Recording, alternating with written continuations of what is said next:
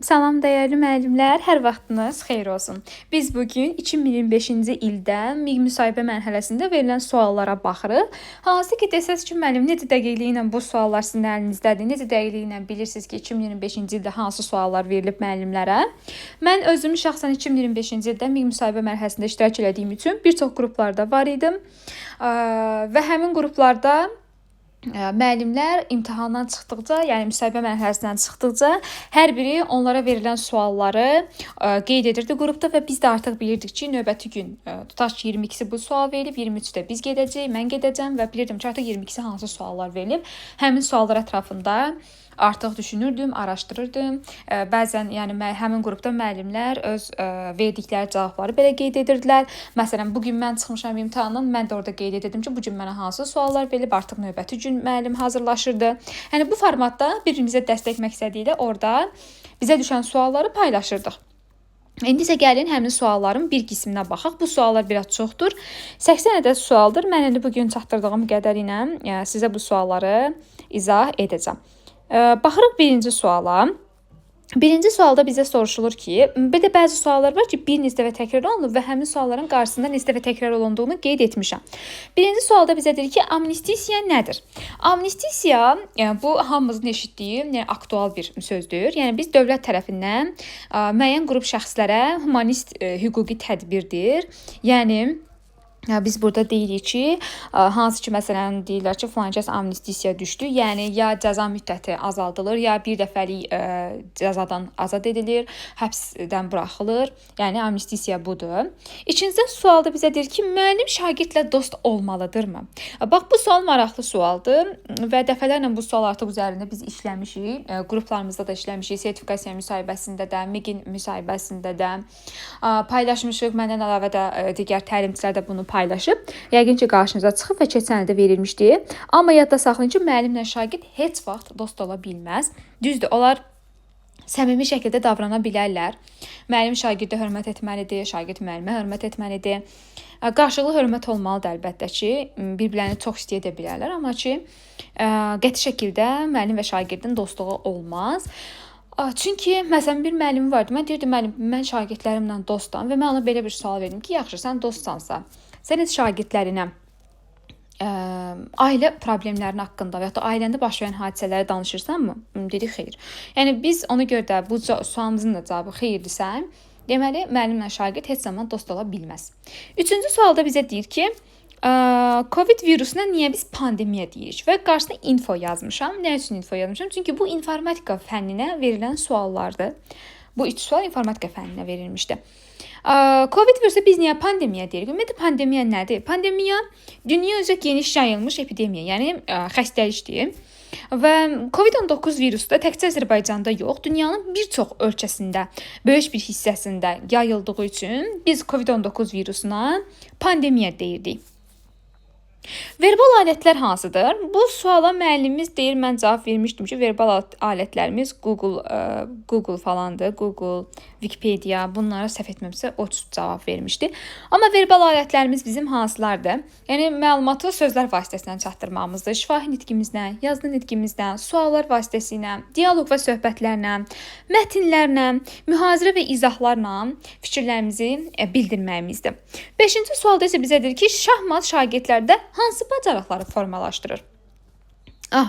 Şahmat bilirik ki, verbal, üzrlə sayın, Howard Gardnerin çoxnövlü zəka nəzəriyyəsindən məntiqi riyazi intellektə sahib uşaqlar üçün daha əlverişlidir və onların fikirlərinə görə, yəni Gardnerin fikrinə görə, məntiqi riyazi uşaqlar sistemlilik düşünür, qərar vermə bacarığı güclü olur, səbəb-nəticə əlaqələrini tapır.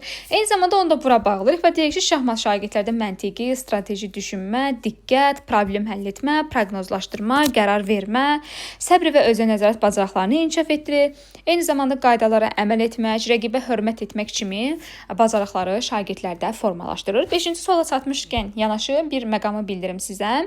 Kim bu PDF-i əldə etmək istəyirsəm, keçən il düşən sualları 055 270, üzrlü sayım, 055 270 51 25 nömrəsindən əlaqə saxlayaraq ya da ümumi olaraq qeyd edə bilərsiniz. Şərh bölməsində əlaqə nömrənizi qeyd edə bilərsiniz. Mən oradan görüb sizə artıq həmin nömrəyə bu PDF-i göndərmiş olacağam. Ya da qeyd etmək istəmirsinizsə, mənim nömrəmlə əlaqə saxlayaraq birbaşa, yəni özüm cavablandıraraq bu PDF-i sizə göndərəcəm.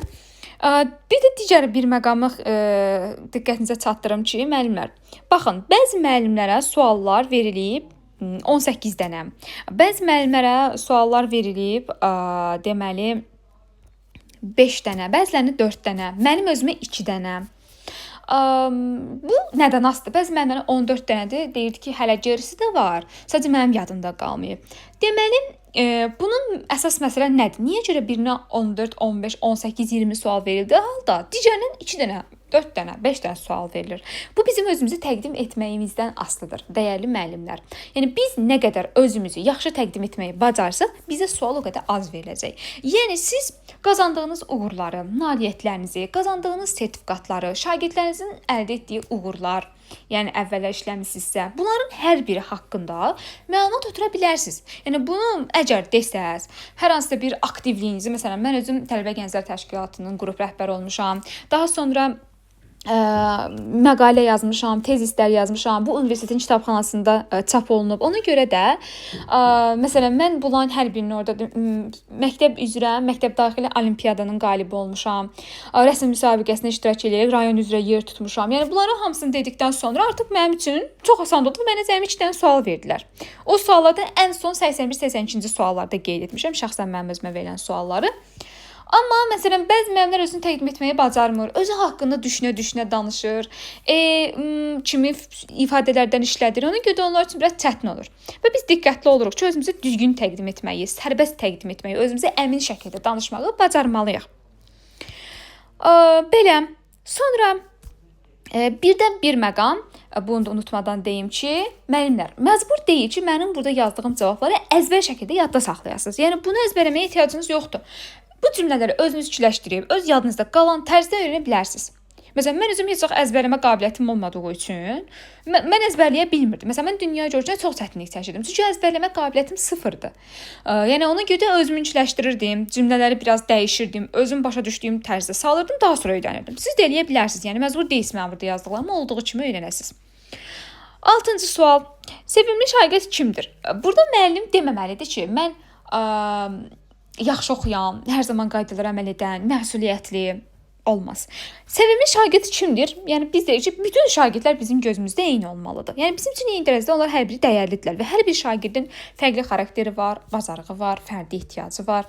Və insanın dəyəri inklüziv təhsildə olduğu kimi onun nailiyyət və qabiliyyətdən asılı olmamalıdır. Buna görə də biz konkret bir şagirdi digərinin üstün tutmuruq.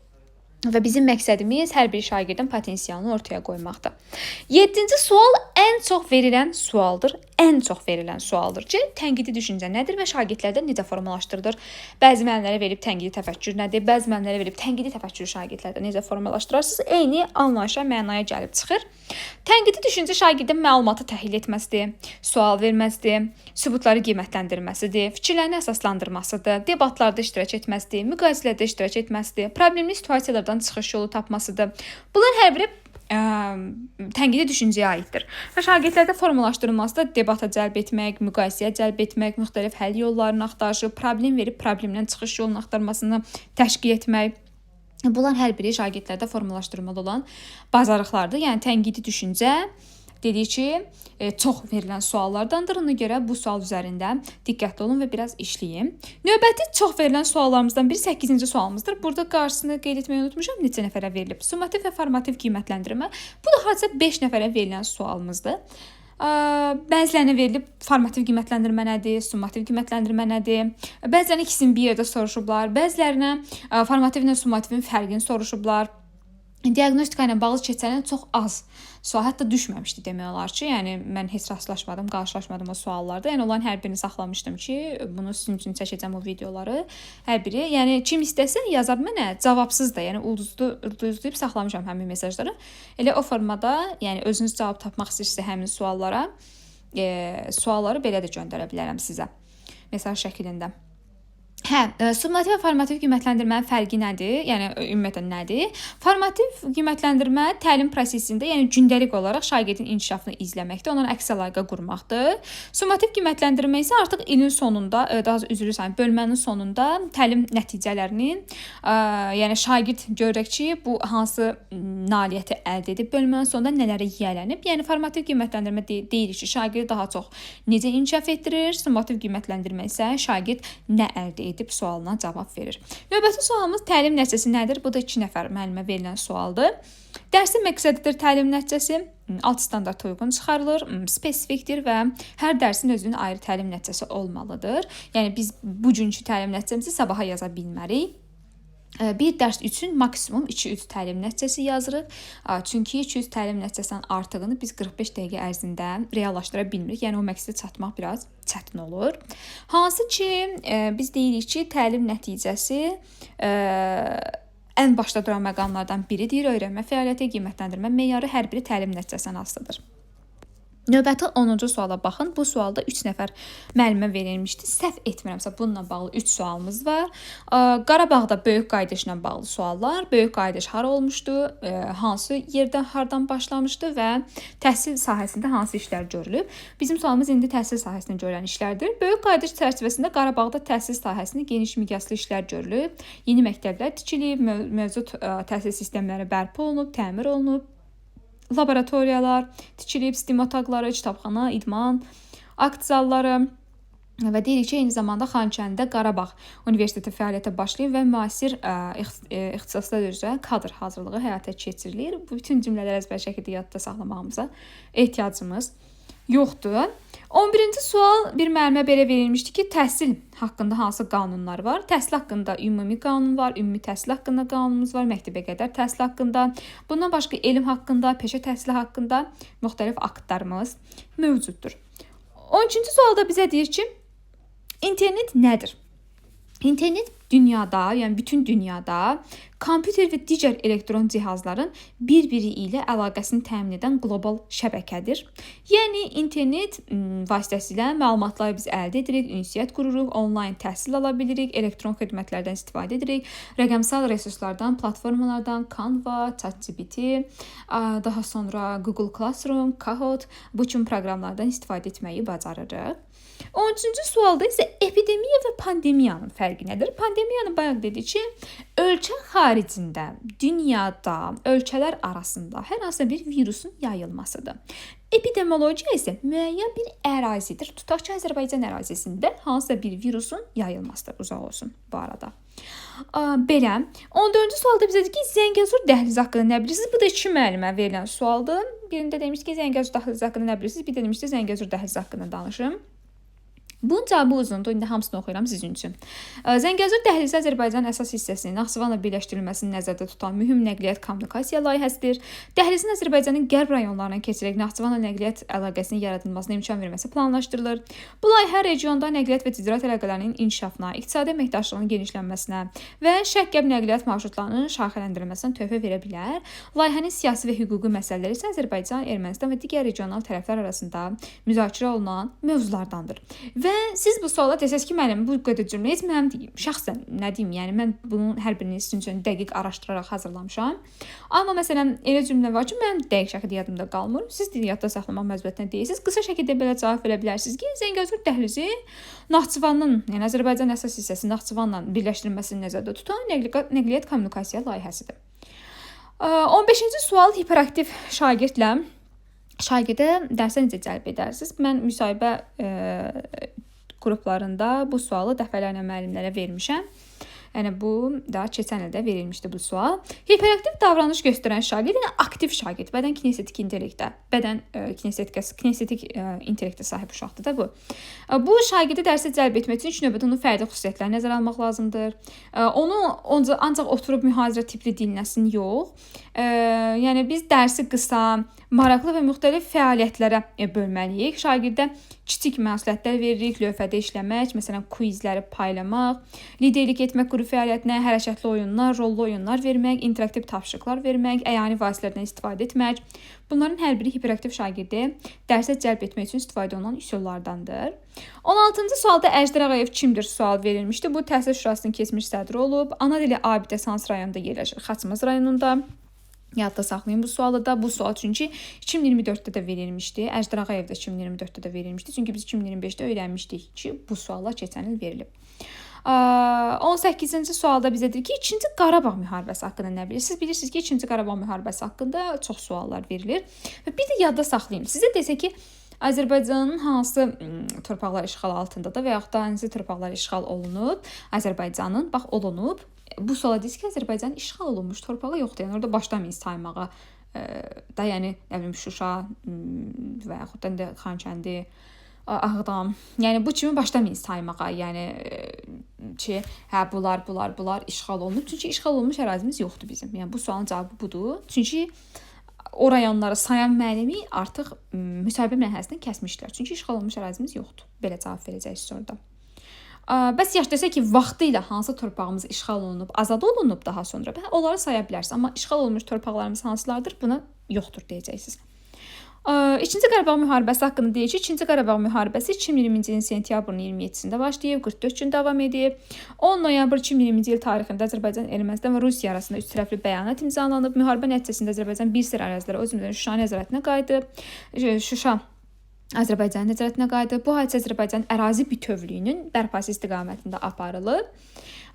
Və qeyd edilə bilər ki, nəyə görə bəs 10 noyabr biz qeyd etmirik? Çünki orada Mustafa Kemal Atatürkün Türkiyədə anım günü olduğu üçün biz 8 noyabr artıq bunu qeyd edirik.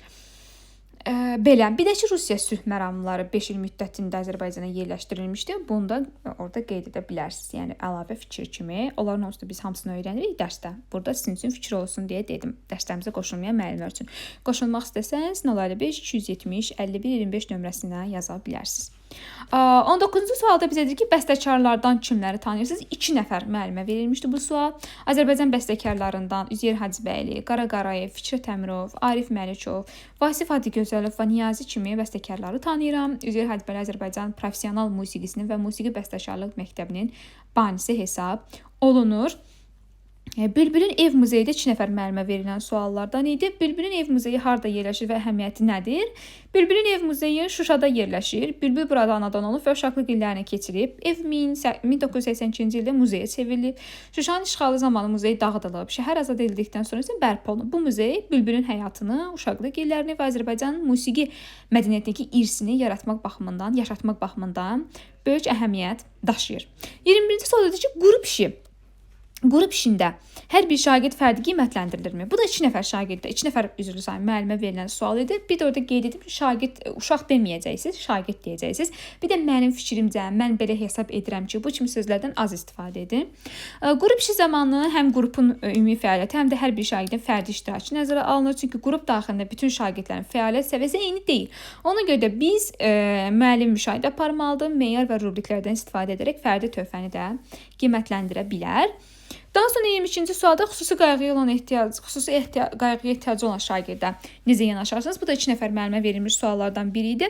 Xüsusi qayğıya ehtiyacı olan şagirdə ilk növbədə fərdi yanaşarıq. Onun ehtiyaclarını müəyyənləşdirərək təlim prosesində uyğunlaşdırmalar aparırıq. Şagirdin özünü sinifdən kənarda və fərqli hiss etməməsinə çalışırıq. Güclü, zəif tərəflərini ön planda olur. Yəni güclü tərəflər əsasən ön planda olur, amma zəif tərəflərini də bilməliyik. Bərabərlik yaradırıq, əməkdaşlıq edirik. Ümumiyyətlə, birinci hələ baxmaq lazım ki, bu uşaq xüsusi qayğıya ehtiyacı olan uşaqdır, hansı kateqoriyaya daxildir? Ailəsini mi itirib, uşaqlar evindədirmi, yoxsa həbs olunub mu valideynləri? 23-cü sualda deyir ki, valideyn sizi haqsız yerə tənqid etsə necə davranarsınız? İlk növbədə sakitliyimizi qoruyuruq, valideyni diqqətlə dinləyirik, tənqidi şəxsi qəbul etmirik, məsələnin səbəbini araşdırırıq. Əgər bir problemdən bizə sual verirsə, hər zaman kurikulum testləri kimi birinci problemin səbəbini tapırıq. Faktlar və konkret nümunələr üzərindən izah edirik, valideynlə sağlam əməkdaşlıq edirik. 4-cü sual isə 24-cü sual, daha doğrusu www açışı nədir? Bu isə World Wide Web-dir. Yəni bu internet üzərindən veb səhifələrə və məlumatlara çıxış təmin edən sistemdir. 25-ci sual haqqında, burada böyük qayıdışla bağlı yenə də müəllimlərə verilib. Böyük qayıdış haqqında nə bilirsiniz? Böyük qayıdış Azərbaycanın işğaldan azad olunmuş ərazilərində əhalinin təhlükəsizlik və dayanıqlı şəkildə geri qayıdışını nəzərdə tutur. Bu çərçivədə yaşayış məntəqələri yenidən qurulur, infrastruktur yaradılır, məktəblər, xəstəxanalar və digər sosial obyektlər istifadəyə verilir. Əgər məqsəd insanların öz doğma torpaqlarına qayıdaraq buraya təhlükəsiz və layiqli həyat şəraiti ilə təmin olunmasıdır. Yəni əsas məqsədimiz budur bizim. 26-cı sual, bax bu da 2 nəfərə verilən sualdır. Risk qrupuna daxil olan uşaqlar hansılardır? Bunlar risk qrupuna daxil olan uşaqlar müxtəlif səbəblərdən təhsil, sosiallaşma və inkişaf baxımından çətinliklə üzləşənlərdir. Buraya sosio-iqtisadi çətinlik, ailədə olan problem, valideyn himayəsindən məhrum olan, zorakılıq görən, laqeydliklə üzləşən, xüsusi təhsilə ehtiyacı olan uşaqlar və digər həssas qrupa daxil olan uşaqlar adlanır və biz belə uşaqlara fərdi və həssas yanaşmalıyıq. Onların təhlükəsizliyini təmin edib bərabər şəkildə yanaşmalıyıq. 27-ci sualda isə maraqlı bir sual verilmişdi ki, Türkmənçay müqaviləsinin əhəmiyyəti nədir? Türkmənçay müqaviləsi 1828-ci ilin fevralın 21-də Rusiya ilə Qacar İran arasında imzalanmışdır. Müqavilə Azərbaycan tarixində mühüm hadisədir. Bu müqavilə əsasən İrəvan və Naxçıvan xanlıqları Rusiyanın tərkibinə keçdi və Araz Çayı İki imperiya arasında sərhəd oldu. Bununla Şimali və Cənubi Azərbaycanın parçalanması rəsmiləşdi. Həmçinin əhalinin köçürülməsi prosesi də sürətləndi. Növbəti 28-ci suala baxaq.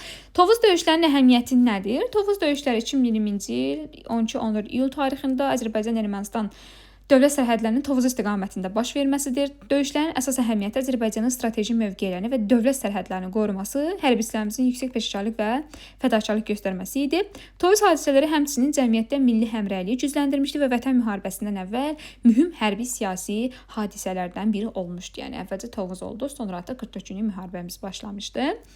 Milli qəhrəmanlardan kimləri tanıyırsınız? 2 nəfərə verilən suallardan 2 müəllimə verilmişdi. Biz bunu Mübariz İbrahimov, Çingiz Mustafayev, Albert Polad Həşimov və şəhid milli qəhrəmanlardan da bir çoxunu tanıdığımızı orada qeyd edirik. Onların hər biri Azərbaycanın ərazi bütövlüyü və müstəqilliyi uğrunda böyük qəhrəmanlıq göstərib.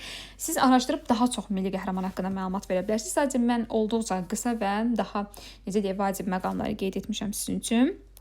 30-cu sualda isə bizə deyir ki, tolerantlıq nədir? Tolerantlıq fərqli fikir, inanc, mədəniyyət və dünya görüşünə malik insanlara hörmətlə yanaşmaq, onların hüquq və azadlıqlarını qəbul etməkdir. Tolerant insan fərqliliklərə hörmət edir və ayrı-seçkiliyə yol vermir.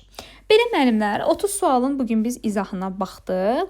Hansı ki, yerdə qalır bizim 50 sualımız. Onları da növbəli şəkildə inşallah çəkib sizlərlə paylaşacağam. Əsas burada qeyd edim ki, öyrənmək istəsəz, 42-ci sualda baxın bu məqamı qeyd edim. 2018 və 2023-cü illəri soruşmuşdu orada.